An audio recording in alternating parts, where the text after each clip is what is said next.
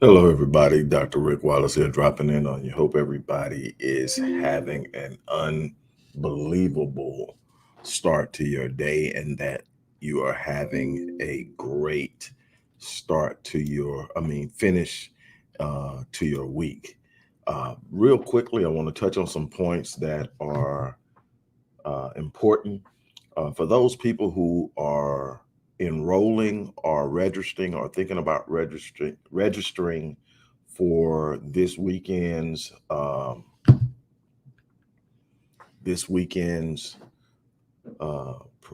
pursuit of purpose event, which is going to take place on Saturday at noon Central Standard Time. For those people who are enrolling in that program, I'm going to talk about it a little bit more, but there are people that have been asking a few questions.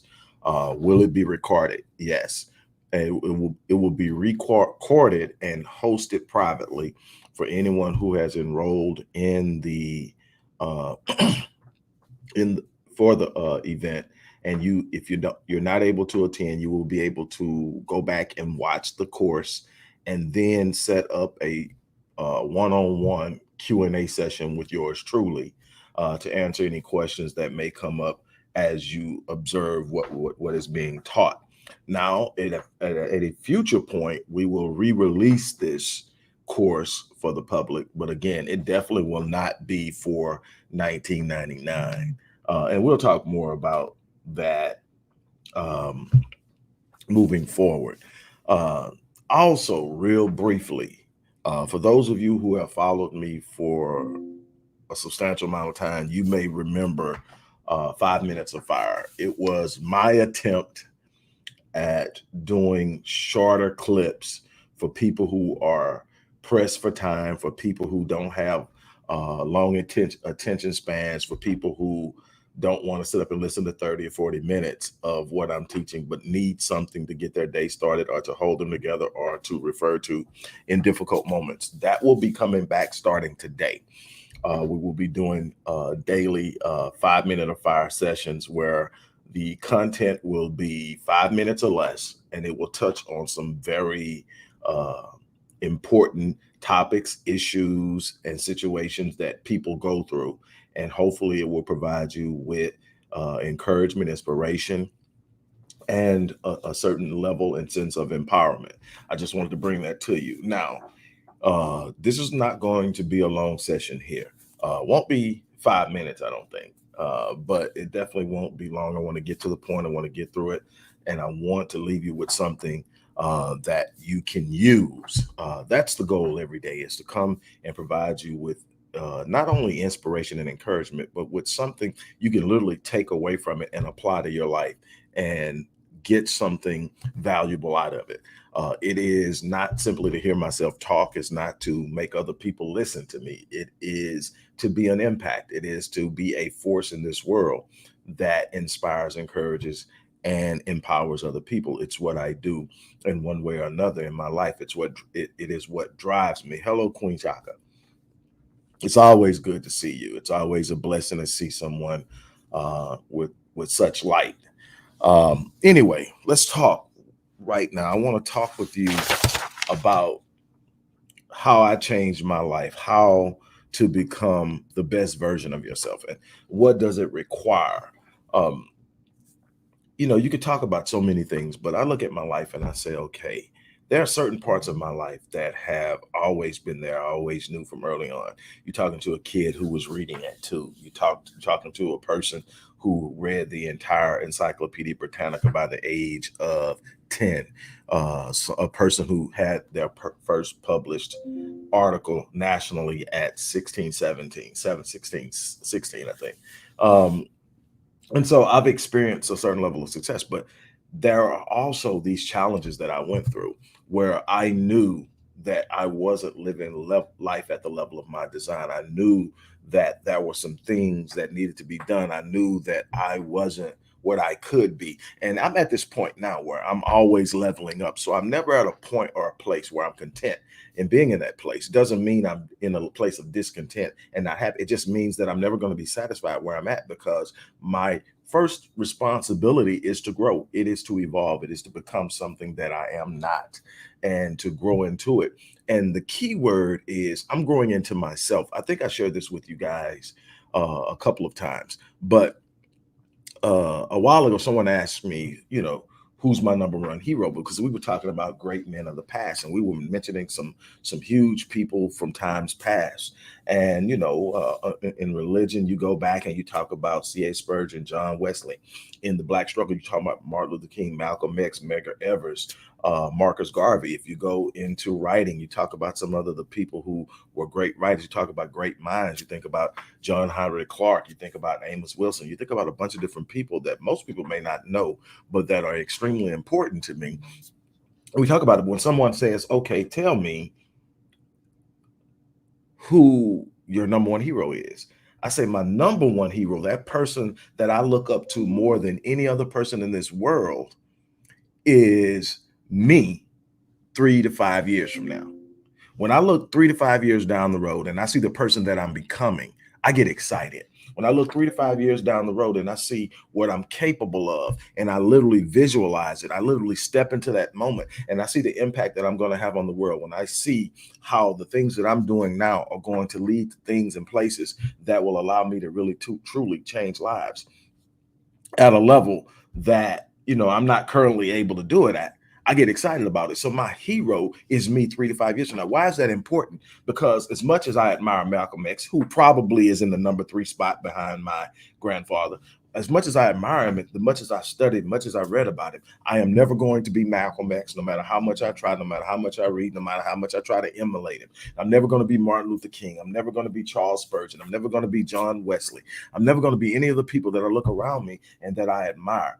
And so I can strive all day and I never be that. So I'm never going to be, I don't want to be a replica of someone else. I don't want to be an imitation of someone else. I want to be the best version of myself. Then my hero has to be me, but me in the future. So for the sake of identity, for the sake of self-confidence, for the sake of a true understanding of my self-concept, I have to have an understanding of who I am. I'm not striving to be somebody else because I can never be them. I'm never going to be a good version as someone else as they are of themselves. And I'm never going to be the best version of me trying to be someone else. So that's the first thing I had to learn is I've got to find me. I've got to discover me. I've got to see who I am. I've got to discover my purpose. Who am I? Why am I here? What does the world require of me? What does life require of me? What does God require of me? Why am I here? And so those are the things that I have to look at. And I have to be very true and honest with myself, because in the honesty, I'm able to make assessments that allow me to see my weaknesses, that allow me to see where I need to grow, because I believe growth has to be intentional. So what did I do? I looked at me, and some of the things that I discovered that I had to do was, number one, is I had to be true to myself. I couldn't sit up and allow anybody else to speak into my life something that I was not, something that I shouldn't be, something that I should not take. I learned a long time ago to stop giving weight and gravity to the random opinion of minimum-minded people. I decided that no one who could not see the greatness in me could speak of me and to me about me. And so I made it very clear that if you're not coming in with, now it doesn't mean that I don't take criticism. I have people in my corner that are there just for that reason, to give honest assessments of where I'm at. But see, the people who are critiquing me aren't critiquing me to tear me down. They're critiquing me because they know there's something better. So the people who critique me don't come in and say, man, what are you thinking? You can't do that. They don't come in with that type of critique. They come in and say, man, you could be doing better. I think you should try it this way. I think that you need to step in this area. Never, hey, man, you're out of your league. You shouldn't be doing that. That's not free. No, these people come in and say, look, I feel what you're doing, but maybe you should do this. I feel what you're doing. Or they come in and say, remember when you said you were going to do this? Well, when do you actually plan on doing it? Those type of people, you want those people around you. So yes, what I had to do is first and foremost, make sure that my circle was tight. Make sure that I had people around me that could see the greatness in me, that would fan my flames instead of piss on my fire. You got to understand that there's some people out there that their sole purpose for being around you is to make sure that every time your flame starts to flare up, they douse it. They do it in real subtle ways that if you're not careful, you won't pick up on it. They do it as if they care about you, as if they're concerned about you falling off the edge. You know, see, the thing is, I'm not afraid of falling off the edge. One thing that I've learned in this life is that if I fall off the edge, I soon take flight. It's in falling off the edge that I learned to fly. So what you got to be very careful of is those people that don't want to see you fly. So they'll constantly remind you you're on the edge. See, the edge is where things happen. The edge is where things happen. See, if you don't walk on the edge, you can never experience what's on the other side, because the first step to getting to the other side is being on the edge. Now, sometimes I'll tell you this, and you got to be, sometimes you're going to fly to the other side. You're going to fall off and you're going to take flight. Sometimes you're going to fall and hit rock bottom, and you're going to have to walk to the other side through the valley. Just ask David. That's why David said, "Yea, though I walk through the valley of the shadow of death, I will fear no evil, for you are with me." Why? Because David found out what it was like on rock bottom. He had been to the heights when he killed Goliath. He was gliding, but he also went to the bottom. You got to understand that you're not going to do everything at the pinnacle. Some things are going to happen on the floor of life, and that's okay, because there's greatness to be had on the floor of life. There's some people who need to see you walk up and rise up off the floor of life. Don't be afraid of falling. It will happen.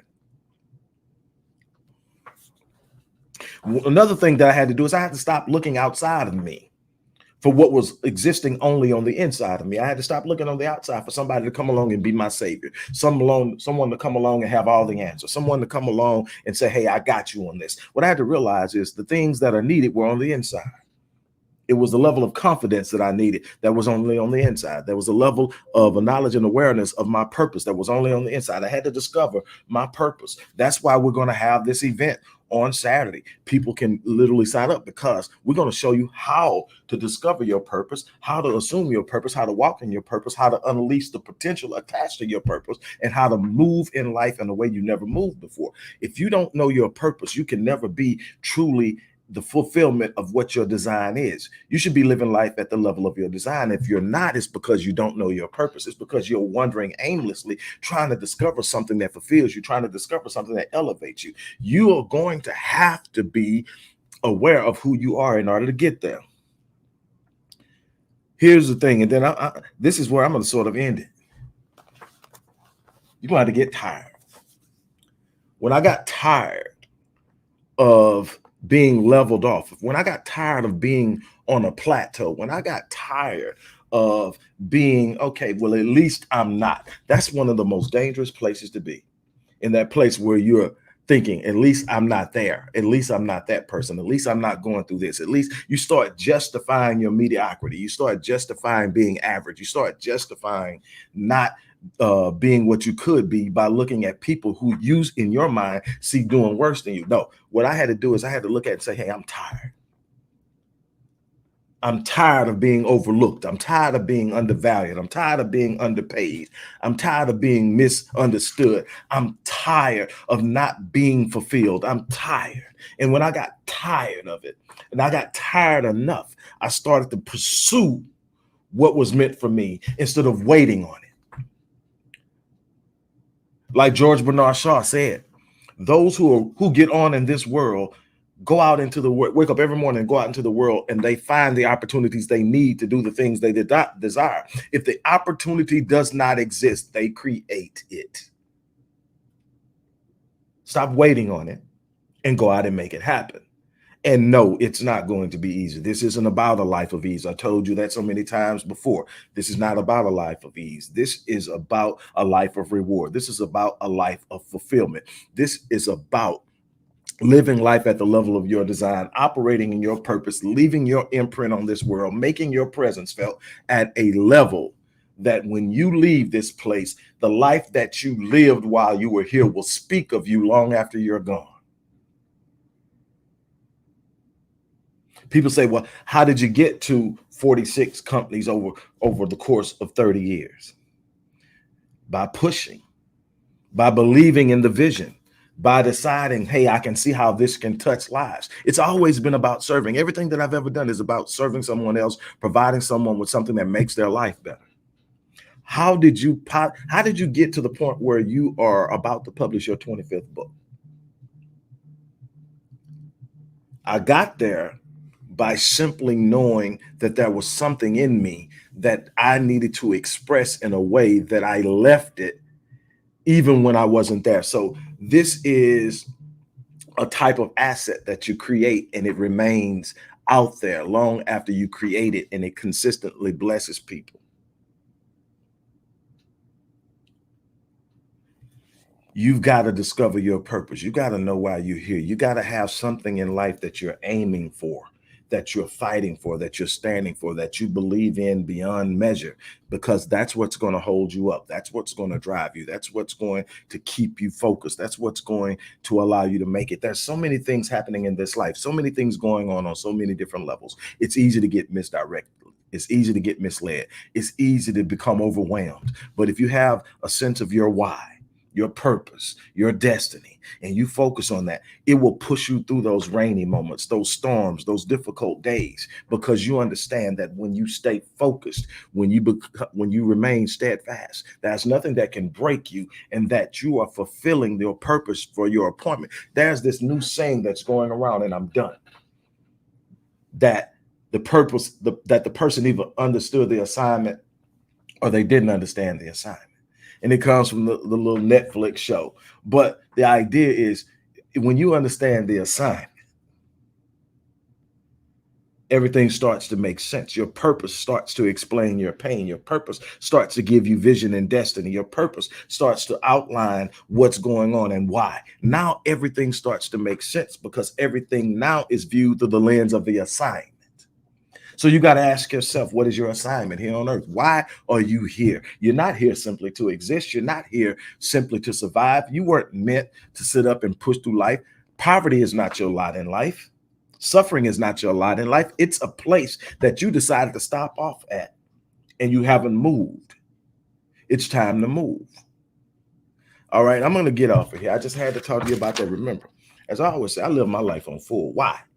Because I want to die on E. I don't want to leave anything undone, no potential untapped. I'm challenging you to do the same thing. And again, for those of you who have often wondered what your purpose is, or even if you think you know your purpose, you haven't figured out how to assume it and walk in it, and literally turn it into an unmitigated power source, you want to enroll in this course. I guarantee it's going to be power packed. It's going to walk you step by step through processes that identify your purpose, put you on a path to assuming your purpose, and get you in a place now where life starts to make sense. And now you have something to aim for and stand up for and fight for. So if you haven't signed up, definitely sign up. Even if you can't make it, enroll, because this is the last time it's going to be at the cost of this $19. You're never going to get that again on this, because it's definitely going to go up, and it's going to, whatever the price is when it goes up, it's going to be worth it. But this is the introductory part of it. And so enroll in it, because even if you can't be there, if you enroll, you'll be able to review and watch the video of the course, and then contact me, and I'll do a Q&A session with you one-on-one about any questions that pop up. So that's that. So on that note, I'm gonna get off. Got a bunch of other stuff to do in the middle of a big project here at Rick Wallace Enterprises, but I definitely wanted to stop off and show some love to you guys. Now it's time for you guys to show some love to yourselves. And on that note, I'm out of here. You guys have an unbelievable day.